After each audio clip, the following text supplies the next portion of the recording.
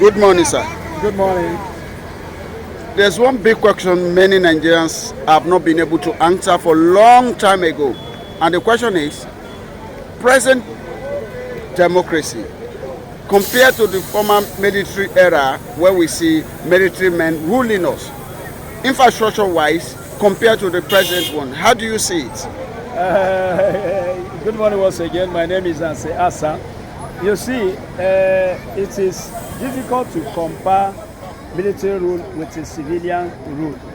I know that all leaders have their faults, and also they have many leaders have their weak points and their powerful points. You know, the advantage with military is this: during military regime, it's not that they are not looting money. They also military regime also stole money. Many leaders stole money. That is true. But they are not looting money. Some of them, most of the time, the head of state can do whatever he wants to do in terms of looting money.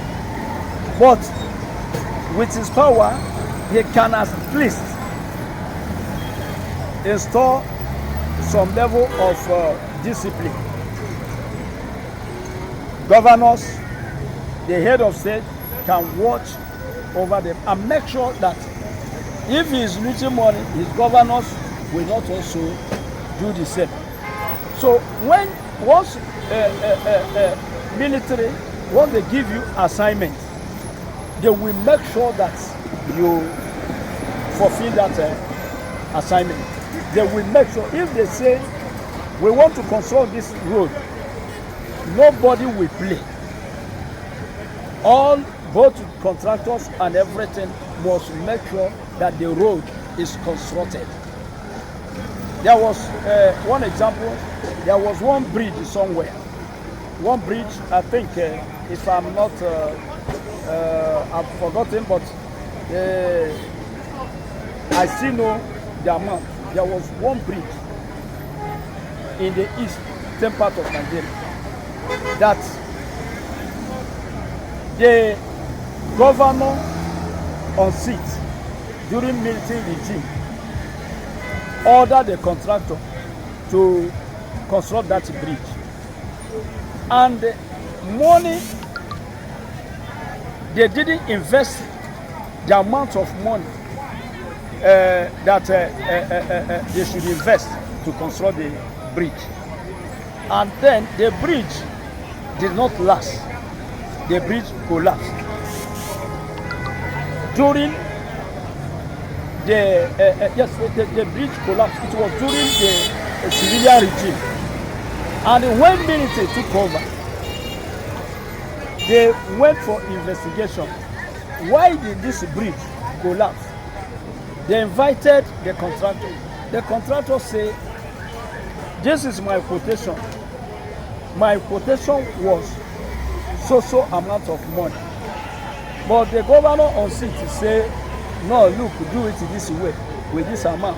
I constructed the bridge that corresponds to the amount of money. That's why this thing happened. The military man, the military leader, has to invite the governor back to pay back the complete money so that a suitable bridge can be constructed. You are hearing me? Yes. This thing cannot happen during the civilian rule. No, it doesn't happen. Civilian rule mostly is like Babangida said. Babangida said his own, okay, chop by chop. That's civilian rule. If I commit now, if I loot a lot,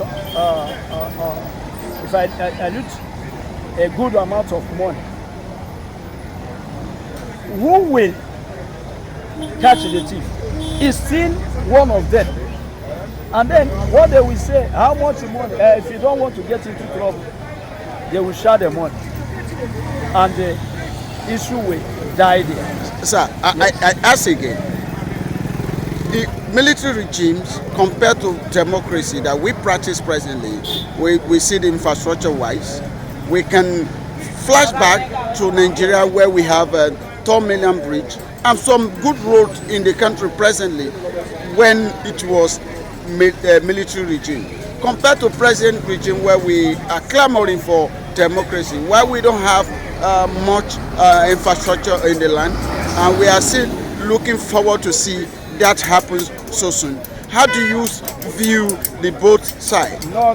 Military regime is still the best. But had it been that we are practicing democracy, we are only confessing democracy with our mouth. But in really sense of it, democracy doesn't exist here. So military regime is still the best. Because military can obey Rule of law. order. They can obey